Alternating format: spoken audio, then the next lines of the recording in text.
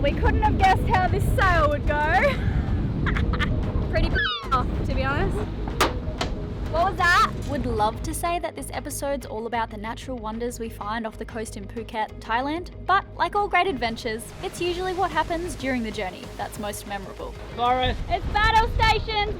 So, crewing this vessel is Riley, myself, and our 2 kids, Lenny and Darwin, as always, and our friends Layla and Forrest. Today's mission? We've been asked to take this brand new 50-foot Rapido Trimaran out for a spin for as long as we want in the Koh Phi Phi archipelago. We need to give her a shakedown cruise. To the non-sailors out there, it basically means we go on a joyride, push all the fun buttons and try and break something so that it can be fixed before the real owners of this vessel head out into the middle of the ocean where you're on your own. Lucky us? No, really, lucky us. This trip was a thrill. And stay tuned for our boat tour of this magnificent vessel.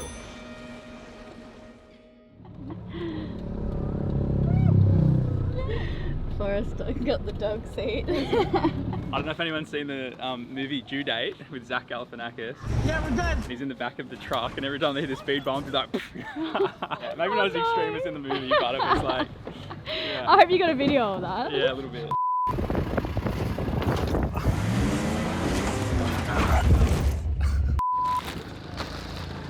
Guys, are you excited to go on the big boat? Yeah, like, why is it not opening? The man's gonna come open it for us. I'll read the manual. So we've just hopped on the boat and we're just figuring out a few things before we leave the dock here. Babe, I'm full right and I'm just going into this boat. Where the other one? I'm just going into reverse. I was just full right lock and the boat was going the opposite way. Yeah, then you need to go the other way. But you would think that... I'll get ready with It's that. okay, babe. It's fine. It's fine. There's no wind. Maybe reverse down. As you can imagine, more water flowing over the rudder means more steerage. Elena was used to operating our catamaran, which has 2 engines instead of 1. Something that we were going to have to get used to again. That was like really stressful getting to the fuel dock. My gosh, just learning to maneuver a different boat. This one is just a whole different ball game to the 40. So I'm looking forward to getting to know her. It's more like operating a monohull because there's 1 engine in the middle. Elena's just being very, very tough on herself because she didn't nail it very first go. Well, I'm used to getting it all the time. Thanks, Ian, for letting us borrow her. You can count on us. Promise we'll take care of her. Pretty excited. I've never sailed in Southeast Asia, so yeah, pumped actually. Beautiful day, ready to go. How are you boys? Apple. No. Apple.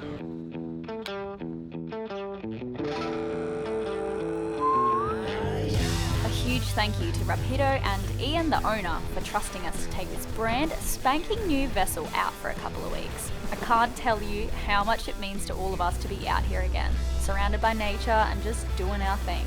So freaking happy. So we want to do the autopilot sea trial commissioning. From memory, I think the boat does a big figure of 8 and it just sets up the B&G system so then our electrics are very, very good because the autopilot is not behaving as it should at the moment because we haven't done any of the sea trial commissioning. So. I just put Darwin to sleep. We've just stacked up some cushions because this bed is super high. If he falls off, it would be probably not good. With the autopilot set up now and having motored out of our narrow channel, it was time for our next hurdle, hoisting the mainsail. Stop!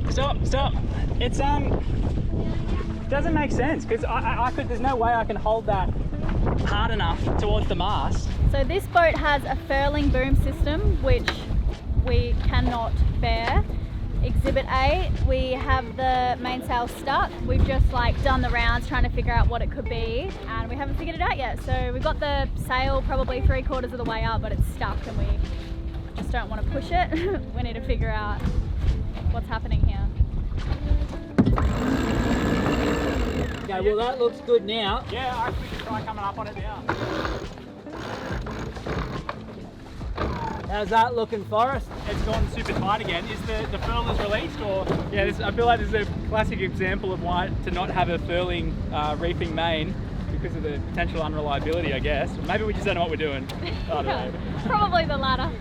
Everyone knows their shit. We're just trying the topping lift to see if that could help us get this sail out. The topping lift takes the pressure off the back of the boom here, lifting it up.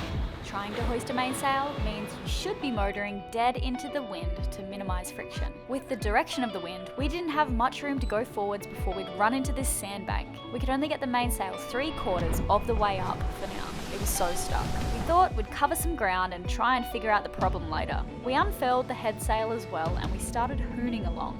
Things were going pretty well until... You want to look at it? Yeah. So that's a sterile blanket. Not blanket. But you okay, Lily? Bit of a casualty? I'm okay. Oh, yeah, it's not too bad. Cut the nail. I already feel better. Do you want some chocolate?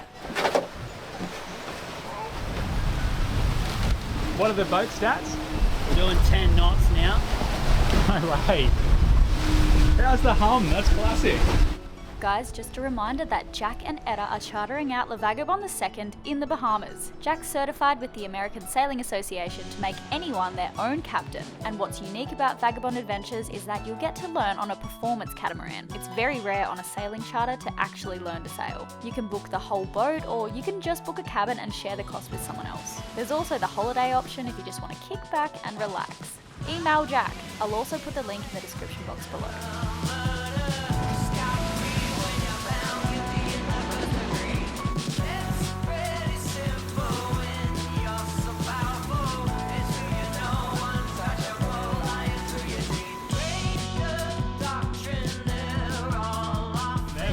I wish this guy would just slow down a bit. I can't go behind him because they're dropping nets out, and I can't go in front of him because I'm not quite fast enough. Have a look at this.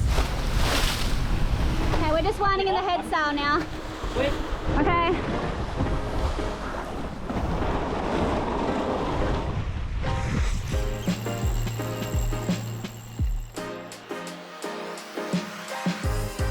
Forrest, It's battle stations. What do I do? Do you want to turn the engine on? look. Hang on. No, it's all good. I'll come back into the wind, and then I need to let... Man, we could, I don't know. You just need to drop it back in the boom, right? Okay. Should we wind in the head sail, turn the engines on? No. Just needs to go into the boom. Yeah. I need a margarita tonight. I need 10. I need the engine. That's what we were worried about.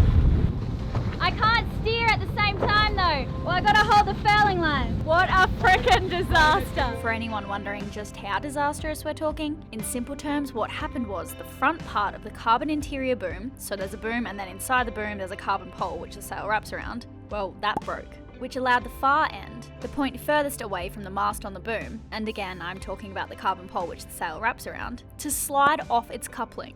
And so the foot of the sail, which is the bottom part of the sail, was no longer attached to anything. So yeah, a pretty major thing to have happened. We're just trying to hold it in place. Come back there. Oh my gosh, I was just sitting up here and Riley went to sit up there too and the sail slid and we lost our folding and now it's kind of free. What was that? I just heard something. Do not get in boom furling.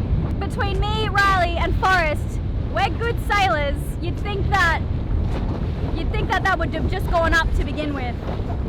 Pretty off, to be honest. A good workman never blames his tools. That's fair enough. Okay, I just need to jump in here to say something important, so please listen up. In-boom furling is not standard on any of the Rapido models. It was a request from the owner and recommended against by Rapido, to the point where the owner subcontracted out the rig in its entirety to a third party. And here we are. So we're just going to go into the lee of this island up here, and then we'll hoist the main and we'll flake it. There's a chance that I could jerry-rig the furling pin into the boom so that we could still sail in light winds. But as you can see, the flaking afterwards is pretty much impossible. So it's sort of, there's no reefing and there's no dousing the sail. There's no lazy jacks, that's the problem. So I don't think we're going to be able to sail. So I'm really hot, so I know my brain isn't 100% right now, but we're just wondering whether we should untie the main, fold it up, flake it away, roll it up and put it in one of the hammers and just be done with it. Whether I try to stick a screwdriver through here or something. If I put a screwdriver or something through there and just get this to furl enough to get it away. It looks fun and maybe it would make a good video, but I don't think it's going to work. Can someone grab this? Looks good to me. Should we put the main up now? Yeah. Yeah, let's do that. But is that going to rip something or something? Hang on, well, yeah, maybe. Or like even probably. It's just going to eventually jiggle out. That's a bit small. The back is able to slide out, presumably that's how you get it on. But it's held in with 4 square little bits of Teflon. When that snapped, it was able to come forwards and fall out of its holding place. When I thought I was being clever and hoisted my last little bit of sail, it just came out of the boom. Oh, then Elena, in a really non-panic voice, because she tends to worry a bit, I'm like, Elena, maybe come up here and help me film this. Oh, I need a water.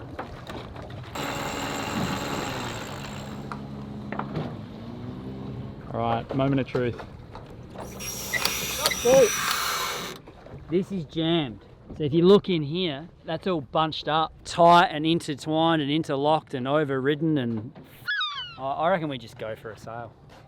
Should we just sail, Elena? Elena! What?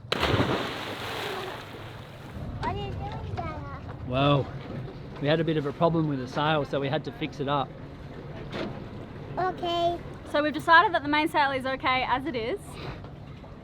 We're going to continue on to a nicer anchorage, and Richard has written us up like a bit of a plan that we could follow if we want. Dick's pics. I don't even know where we are. We're going to figure that out and I know where we are. see what's closer. So where are we going? I don't know. Are you doing a wee behind there, Riley? I'm trying to get a nice shot of you. Pretend to drink it. The mainsail was now safely held in place with a gadget that we'd nicknamed the Allen Key Gooseneck Mainsail Tack Interior Boom Furler Holder Upper Pin, which had been quite cleverly, one might say, lashed into place with a paperclip that we'd found in the bilge and a shoelace from one of Darwin's crocs. Come on, Forrest. This is the one you don't want to screw up. You got this. Yes. Okay, we got it. Damn in boom furling. Had a gutful, I tell ya.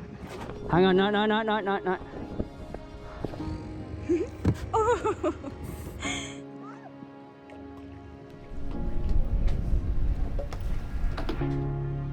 Layla was feeling a lot better after her cut finger, and the boys were certainly happy to be stationary for a while so that they could run around on deck. The sun had nearly set, and it was too late to head into the beach now, but it was something we looked forward to in the morning.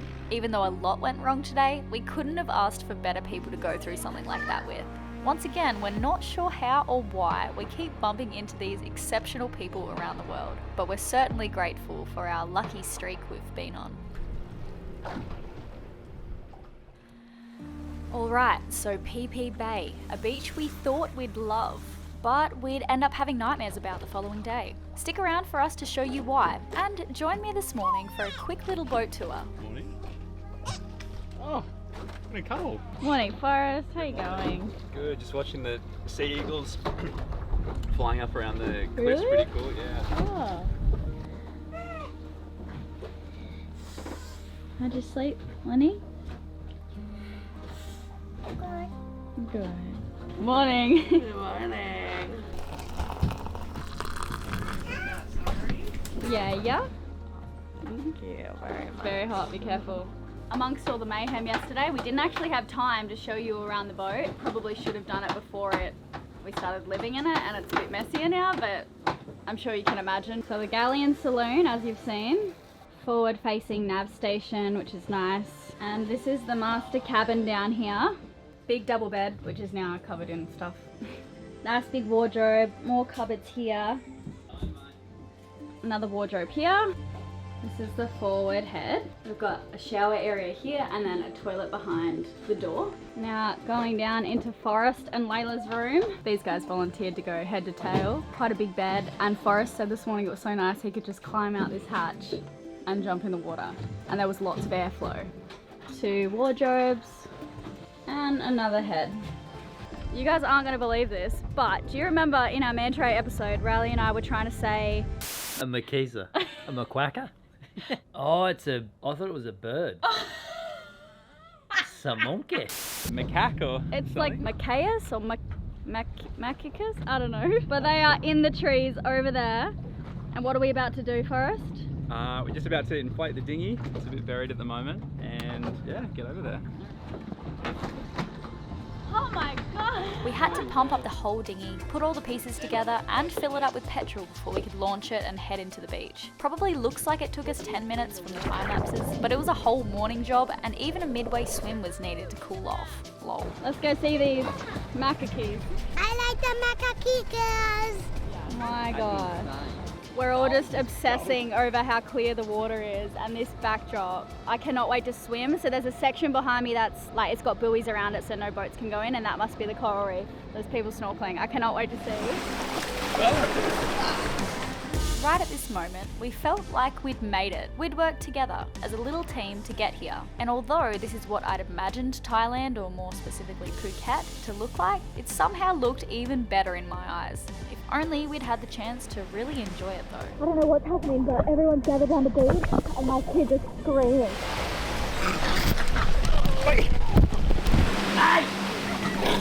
Holy shit. Whoa. Sorry for the cliffhanger, everyone is kind of okay. You're not going to believe what you see next week.